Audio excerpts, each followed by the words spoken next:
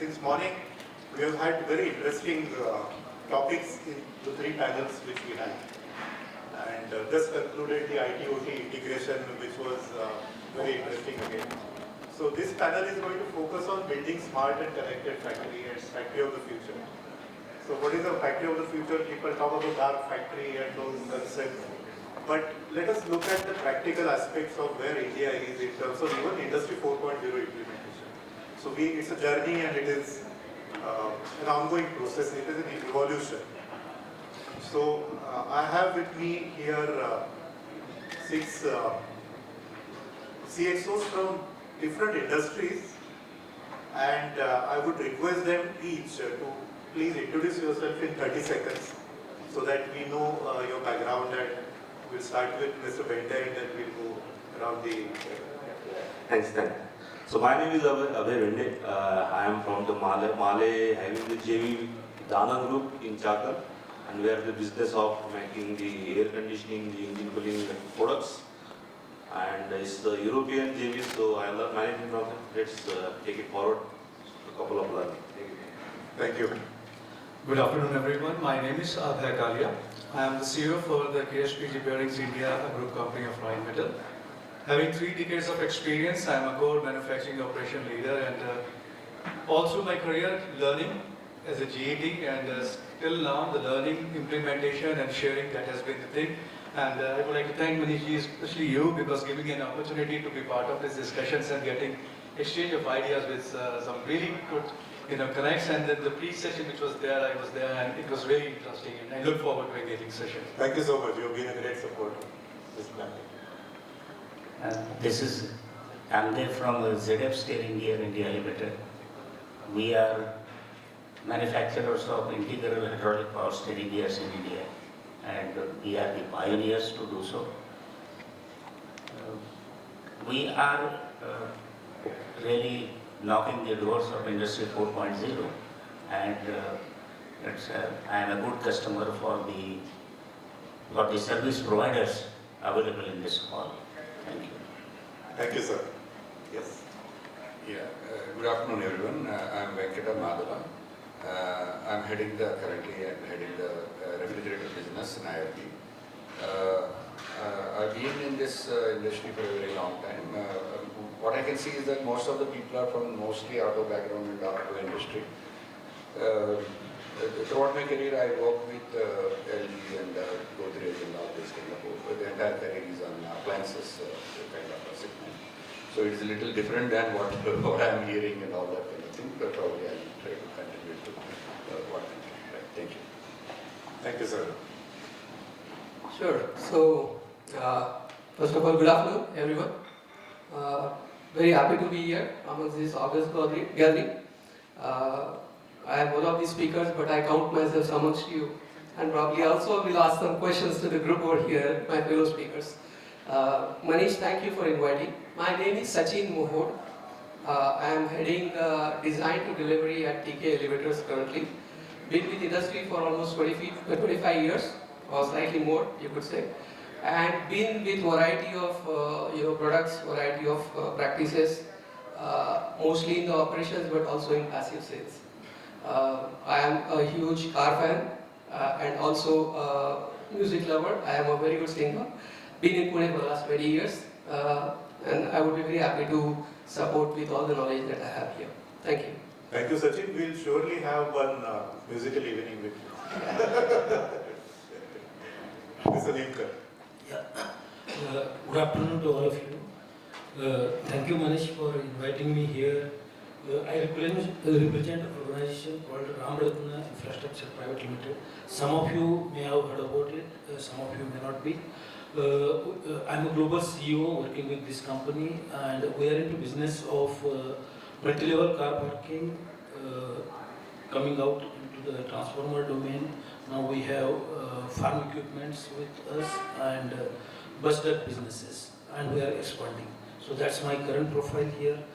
Last 3 decades I'm in manufacturing sector, worked in different capacities. So as against directly working on the shop floor, I have been involved into changing the shop floors or transforming the organizations. So worked at as a managing director with Kirloskar Oil Engine.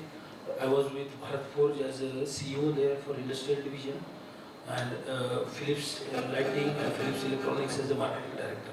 So I come from the commercial background, but making change into the manufacturing side.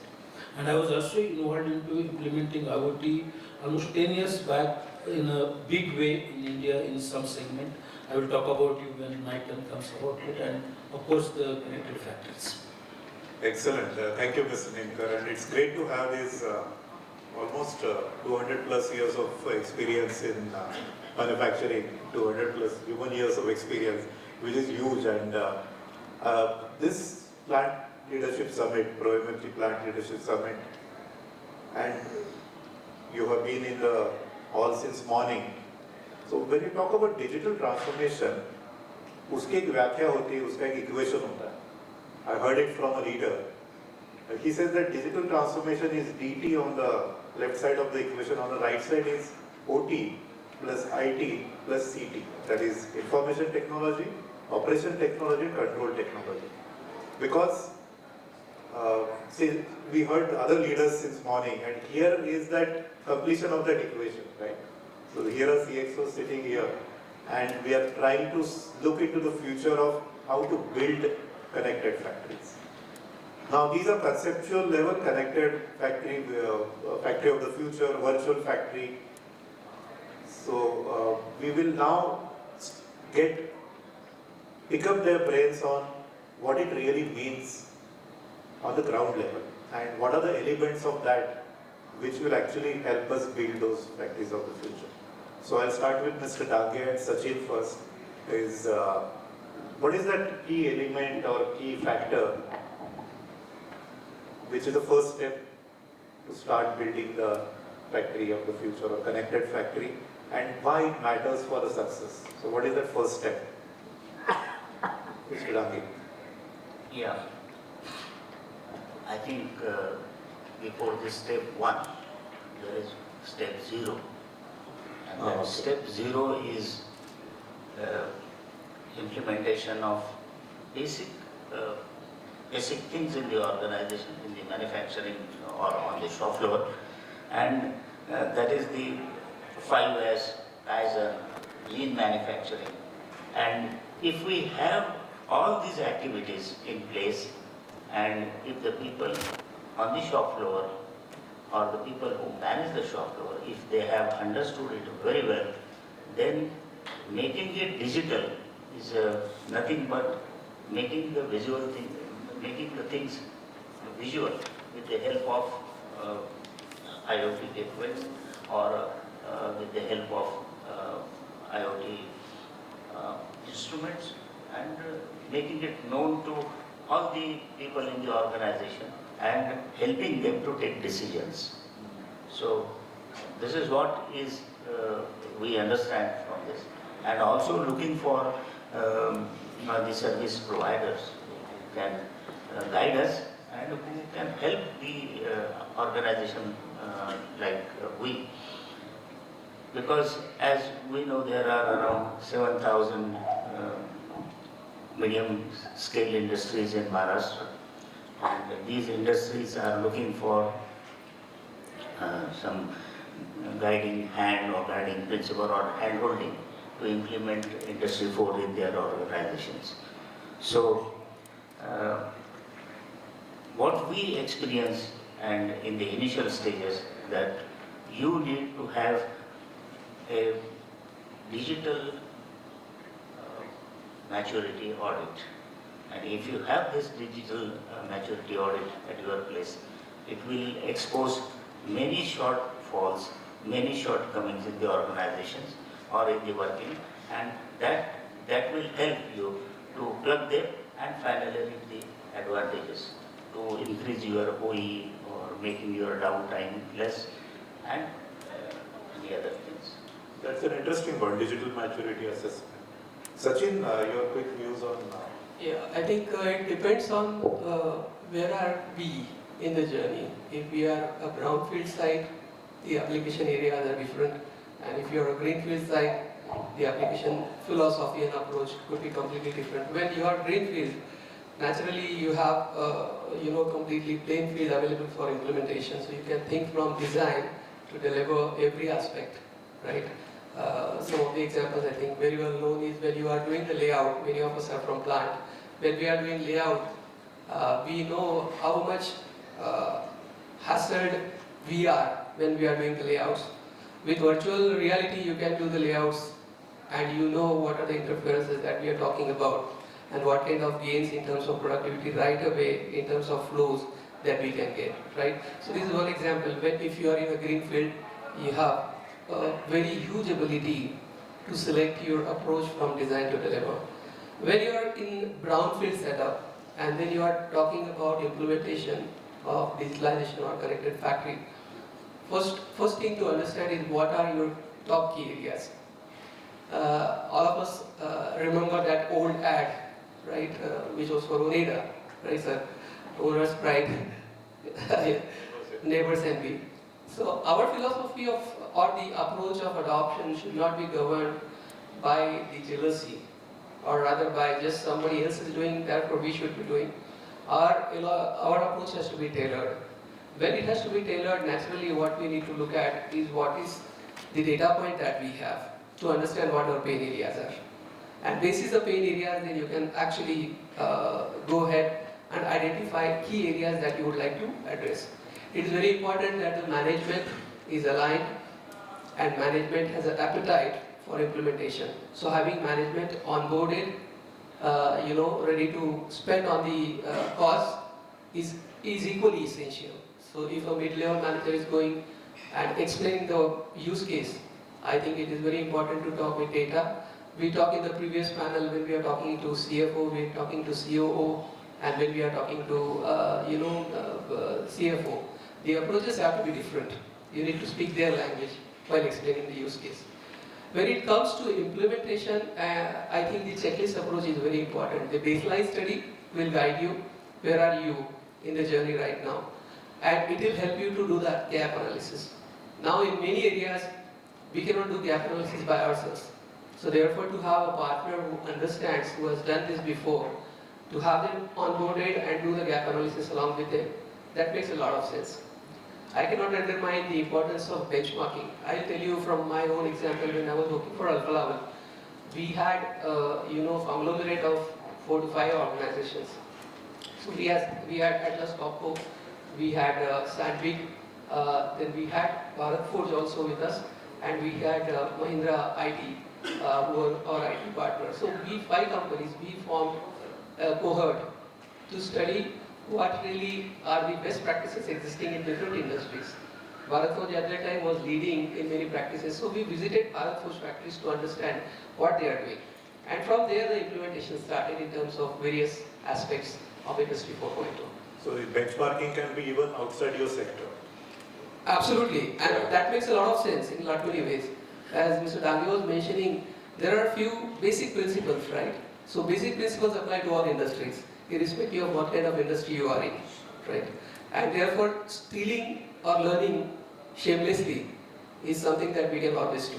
Absolutely. Mr. Nimkar, you also mentioned during your introduction about your experience of having driven transformations of such kind. So your perspective on this will be interesting to know.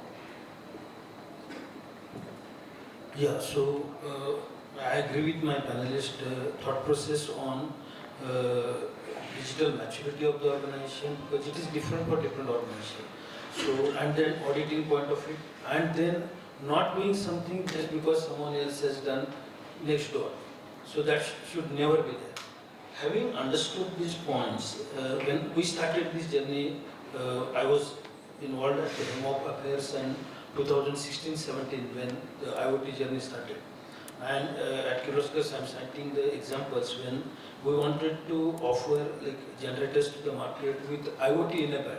It was like in the country kind of a first time, and that transformation journey, taking the whole organization with you, running pilot is one different story altogether, and then moving from there to getting at a mass scale implementation is a very different journey. Different challenges are involved. But again, he mentioned the point about complete buying in with their language, what is there for them.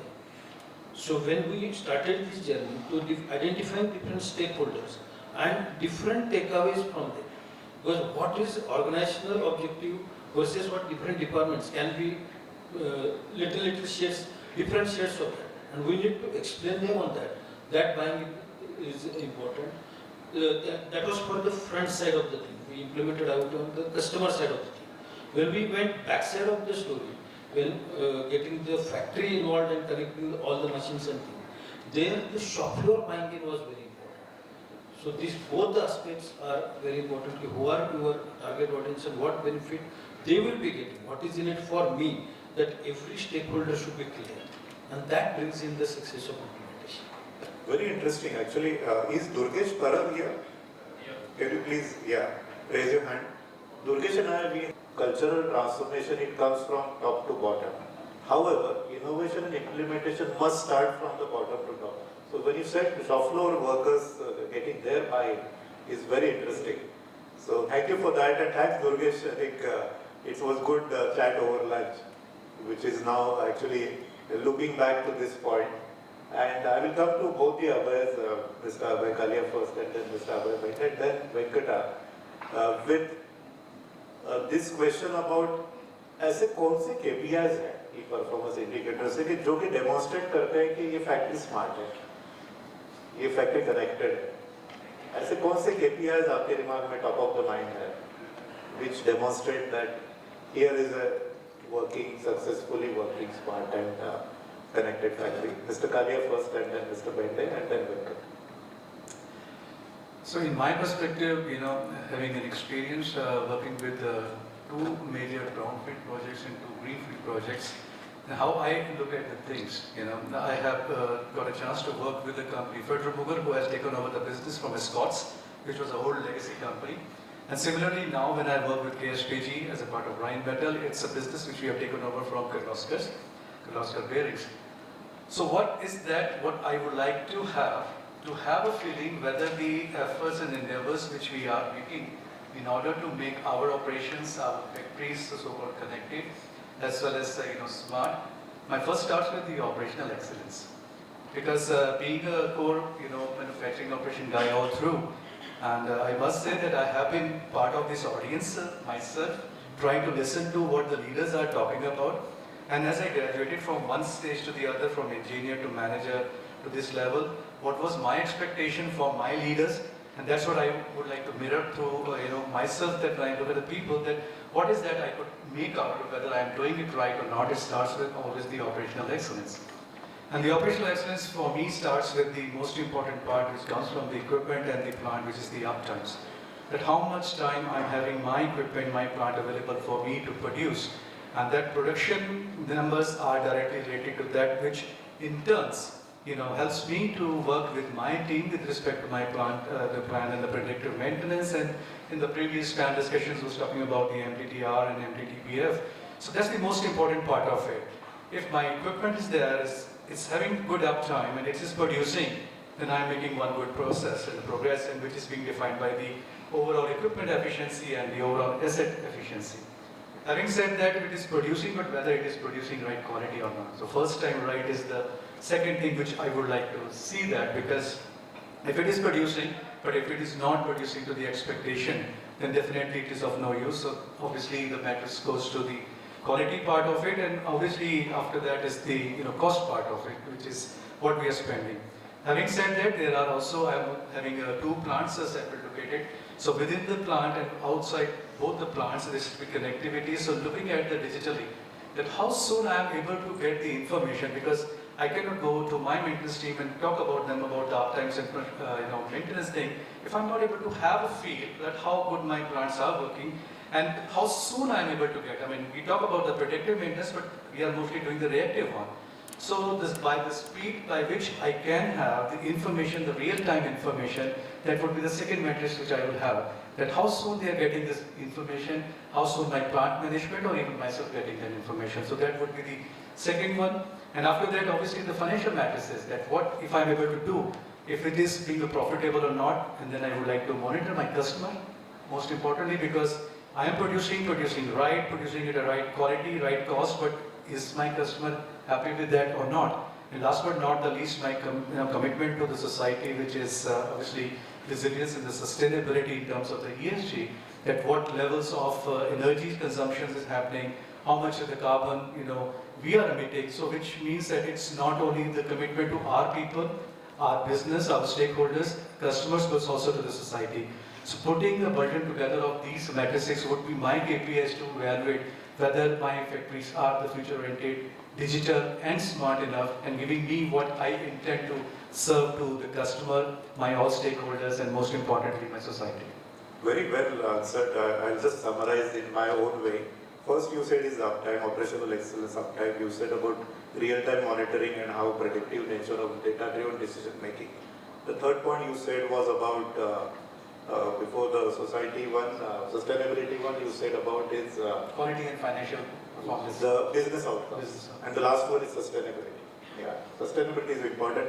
But on a lighter note, what I just read interestingly is we are living in a very disruptive world, right? And people these days have stopped worrying about greenhouse emissions and they are more worried about White House emissions. So this is Mr. Bhende, I'll come to you and then Venkata. So your idea of these measurements, KPI, metrics. Yeah, I think I will add, what the Abhay has already spelled it out. So my experience while I was working in Europe and then going back to the Indian countries of the similar operations. So the European, how they are counted, the plant efficiency, we can measure it the KPI in the OE. So the earlier OE. So it's come, in terms of the quality, availability, and the productivity also. So as long as at the higher side, you can justify how is our plant, the more connected, the more smart, and you can comparable, with the global version of, the domestic version and the European version. That is my experience. We are also learning in this era, and surely, so as long as we are connected and smart, we can eventually calculate the live operational, which ultimately, suffice for the one common goal of, the operations, maybe the profit and loss. How we can deliver more within the same set of operations. So and the current the need, like we are supplying to the BMW. So now the earlier days maybe the one defect is cost maybe 10K. Now the one defect cost 60 lakhs of the cars. It is not in the earlier version of the defects. So we are now focusing more on the quality perspective, and this smart connected factory, you will give them the right set of the quality, and we can react smartly. So that is the KPI of OE. My experience gives the more the kind of live the dashboard, and of course whatever Mr. Abhay has said, the sustainability other part also we can take hand in hands. So zero defect and first time right, those kind of that has to be target as a KPI. Yeah. Venkata, you belong to the industry which is consumer durables, and your challenges and things will be quite different than the automotive component manufacturing or the other discrete manufacturing. Could you highlight your KPIs? My perspective is the way we work is a little different than what is being expressed now. If we see, if I see my background and then the things that I worked so far is, this is the third, the project that I am heading now is the third greenfield project that I am doing it in the last 15 years actually. So building it from the scratch and running it. So that is your Ratan factory. Ranjangaon factory, the third greenfield project that I am doing now. So in a way it is easier to do that and also a challenge to do that both ways. Actually, a greenfield project, bringing into that level of automation and the systems. Right?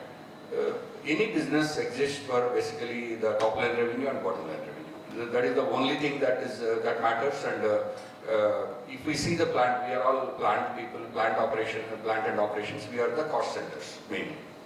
So every cost has to be measured, and then that cost has to be improved upon on a daily basis. And it is an increasing, competition in the market. Unless we are completely cost effective, we cannot survive. So that is the reality, and particularly in appliances segment, the thin margin and the high volume businesses, most of it, right? So here the agility and the cost management is extremely important. What we do generally is, so all the resources, the cost comes from the resources that we commit into the business. Like for example, manpower, capital equipment, and the quality that we do, and supply disruptions and all that. So the whole KPI of the business is divided into these costs. Like for example, you have a fixed cost running into your factory, like manpower is put in, and then electricity is going and everything is going. And then you have a supply chain disruptions. And then you have a quality systems which are disrupting and creating into a losses into the daily production or output. So the systems that we deploy are all this IT, OT and all that we see. These have to be giving us a live feedback so that you are on a real-time basis, you are taking an actions to minimize this. We convert everything into a unit based. Suppose you have to produce 2000 refrigerators today, you have produced 1950. 50 is a loss. What is the cost attributed to that? We are talking about, some people in the before were talking about how to justify the investments into these systems. Of course, everything is directly proportional to this outcome that those systems can generate into eliminating these losses. It is very simple and easy to just simply quantify it and then measure it. It is, to me, it is as simple as that. So it has to finally end of the day, what we invest into these systems and what is the output that we are getting in terms of reducing the cost and controlling the cost on a live daily basis. That's it, simple. Manish, can I add just a small 15 seconds here? So the KPIs are not changing because the businesses are not changing. The premise of business is top line and bottom line, as Mr. Venkata said. What is changing by implementation of this technology is agility. How quickly we respond to the issues and pains that we have, and how quickly we resolve our problems. How quickly we are able to serve to the customer in terms of their requirements, how quickly we are able to launch the products in the market. If you see, if you take examples of phone manufacturers, the way the new mobile phones are launched, right? iPhone, many of us have used past generation 7, 8, and now we are talking about 15, 16, 17 being launched so frequently, right? So agility is the key driver that I would say in terms of decision making. That's the biggest advantage that we leverage. That's a good point, and in fact, as we have the habit of sharing these questions in advance and getting their preferences. So Mr. Nimkar actually suggested one point to be added, and he wanted to answer this point. And this is actually, Sachin's comment is leading me to this. I will rephrase the question, Mr. Nimkar, because I found it very interesting. In an era where factories seek standardization to boost productivity, while customers demand customization, how can technology help manufacturing leaders resolve this paradox? I will start with you, Mr. Nimkar, and I will go through around the panel also. Thank you, Manish, for adding this question. And I'm sure some of the senior leaders sitting out here may be facing this dilemma almost daily basis. I have handled this in multiple industries. The current industry which I'm working in right now, and this is almost like a daily challenge because we handle a very dynamic environment in different sites, and each site is different, and I need to customize that site. And the moment I bring in customization, it brings in lot of variability at a backend side. And while I'm saying this, Manish, I do not have full solutions, but I'm still working out how do I get, and I'm seeking answers from some of you. Absolutely, yeah. But some things which I felt which has helped us right now, last 2 years our experimentation on this side, is first thing I implemented was, we have some 11 production lines. So first thing we got it done is all the lines we converted to modular production lines. So earlier they were fixed. This line will only produce this will only produce that, and all kinds of things. And the customization required by the customers was forcing us to either underutilize it or over demand on a particular line. But the moment we shifted to modularization, it is not complete, but I think we have 70-80% modularization completed.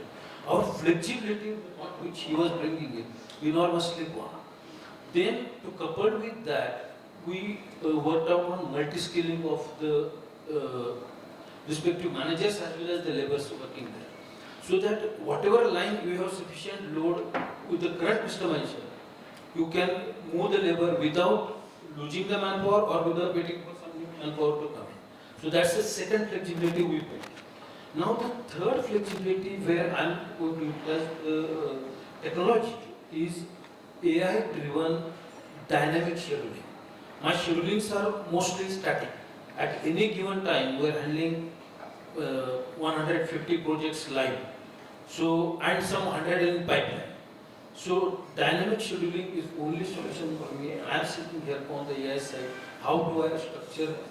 Once I put all these three together, probably I'll be very close to give customized solution with first time right and with the speed to my customers. So that's how we are aligning. So these are some of the strategies, but let's go around the panel. So I want to add, the current this dynamic demand from the customer and the change in the immediate requirement. So we are also targeting on the rather than de-skilling, the operation and the flexible operations. De-skilling the operation, because the getting the people immediately from the or maybe the empowering our own staff is not easy. So rather we are also focusing how we can de-skill the current operation and make it more flexible. So that is my experience and learning. Interesting. Mr. Kalia. So I would like to take these 2 points. So one was the agility in the same meeting, and then what Mr. Billy said about the de-skilling. I think that is what we all are working for, and taking care of the AI. And that's not the artificial intelligence. Here is the acquired intelligence. Acquired intelligence, because we are having so many of processes, And when we say we want to use AI as the artificial intelligence thing, it gives us a very false narrative and a feel of something which is not real. And that's what we have been working in, acquired intelligence, which means the people who are working in our operations, in our production, in our management level, so understanding their needs from there. And as you said that there is an agility requirement, so real-time data is something very important to take the decisions. And some of the things which we have done very recently is that getting engaged with our operators, working together with our maintenance team and trying to create a low-cost solutions. And giving example of that, we have a furnace and we have a batch production as well as single piece flow. So we have a furnace which when used to go down during the night time because of certain errors, used to wait for next day morning when the next shift starts. So my production people together with the maintenance develop a small program which is available on the mobile. And now in the midnight, my production manager just can go into the mobile and then check the all errors and correct it, and then it can start the cycle. So which means to be able to agile, to be able to take care of the dynamic needs of the customers in the market, the real time availability of the data for making ease in decision making and bringing the agility. And I think that's what we all are working, and that's the journey I am going through right now. And that's what I look forward to learning on that, because that is what is going to be there, doing the basic rights, but looking at the future and serving the customer at a faster pace. I liked your definition of AI, acquired intelligence. Is Mitesh here? Mitesh Sadhav? Or he left? Mitesh is here. Mitesh has another definition which we heard recently from him, was augmented intelligence. AI meaning augmented intelligence. Thank you, Mitesh, for that. Dange sir, your views on this? I have it is actionable insight. But that is great actually. So I will compile this. Regarding our product, we really require time for settling a product for a particular truck or bus. And earlier it was too lengthy to decide a type of steering gear to be employed, what strength it should have, what should be the size, what should be the pressure, and finally it goes for the implementation, and then we work upon, we take the trials, and then we finally decide this is going to be the volume of oil, this is going to be the pressure in the system. So it was ridiculous to work for 3 months on a product. So decided that we should have our own matrix from the experience what we had, and we settled on one worksheet, and that our person used to our application engineering used to go there, he used to sit with the OEM, and they will discuss, he will give the parameters, and we feel, and there and there itself we used to give him that, yes, this is the product which is suitable for your truck or bus. When this happened, it reduced our time and the customization was possible. But this is half the story. The customer, who is directly the driver, is totally unaware of this. He doesn't know. He is fully unaware what we are doing. We are trying our best, our OEM and we at our end, we are trying our best to provide him the best service. Unfortunately, it is not there that our driver understands what we have done. He is simply unaware of this. And as against this, when in one of the opportunities I had in Germany, I was talking to a driver, mind-blowing, he was so aware about the systems, what he had in his bus, truck and all this. And he was very much educated. Unfortunately, at our place, this is the difference. The direct user doesn't know what he wants, and you are struggling to provide him the best. And therefore, I feel that education to that level is required, whereby really finally benefits can come. And once upon a time, our tagline is Zum Comfort die Sicherheit. That means for comfort and safety. Unfortunately, doing all this, it doesn't happen. Just accidents still take place. Yeah. So the point is that customization at all product level is not required, but wherever it is required, I think the AI will help and will definitely give us the solutions. Yeah, Venkata. Yeah. We were talking just now we were talking about modular, manufacturing systems. I would like to even talk a little ahead of that. Currently, the plant that what we have set up and then what we are running is a single piece flow. Means we have about 120 SKUs into the product lineup. Refrigerators, obviously, do different rate ranges, different energy ratings, and different countries, and the energy requirements and all that kind of thing.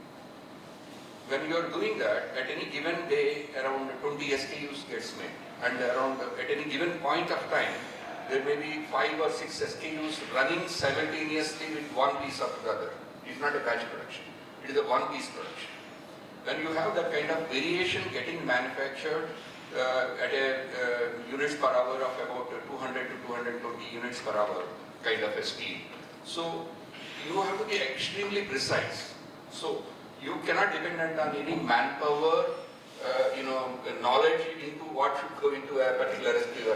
It simply is not impossible. You cannot do anything like that.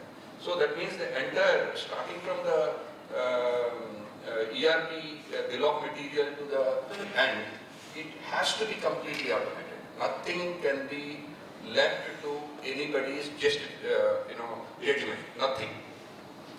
And if you take further extension, for example, we are talking about AI or something like that.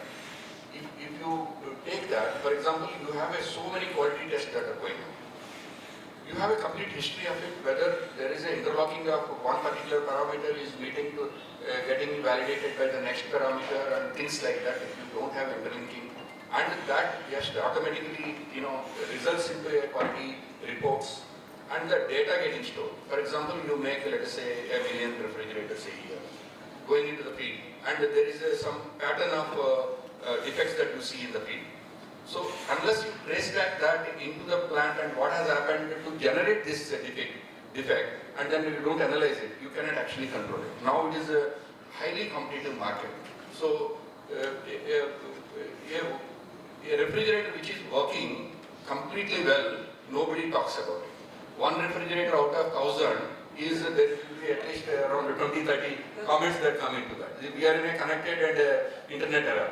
Right? So when you are in a consumer durable, so only that gets talked about. So you don't have any option of generating that kind of data. unless we have a agility to respond to that into the real-time data, it is impossible. So that's what is the most important, and that gives you the business results ultimately. Absolutely. So, in fact, Sachin's previous response triggered this discussion. So, Sachin, you would summarize this in less than 30 seconds so that... Surely. Yeah, because Sachin's designation is also very interesting. He's heading MPF, multi... Purpose facility. Yes, so it will be good to have your quick response, yeah. Yeah. So certainly, I think variability is the key in today's market, and how quickly we cater to the variability of customer demand is very, very important. Today, when I'm heading at TK Elevators, the design to deliver process, 60% of our products are actually customized. We say contract engineering product. There is at least something changed in the product, right? And the dilemma is how do we cater to it? One of the answers is late point differentiation. So you have, multiple activities, but how do you late point differentiate, on the product line? And second very important thing is, it's not only about the factory anymore. It is much beyond factory. So it starts with the product development. So how do you use tools like rapid prototyping, for example, to expedite the process of product generation, the testing that Mr. Dange talked about, how do we shorten the lead times for testing by really accelerated methods? These are the areas that we need to really see, and variability will increase, right? So how do we use AI and the technology to gauge what's really coming, and how do we really address that ahead of time by using the technology and the data that we might have in the future is very much key. Thank you so much, Sachin, for that quick answer and summarizing the whole thing. It's very interesting. It was a pleasure talking to all of you. I know the time is limited, so we'll have to close this discussion, but I thank each one of you to have spent time to be here. I know many of you have traveled a long distance to be here. So please give a big round of applause to all of us.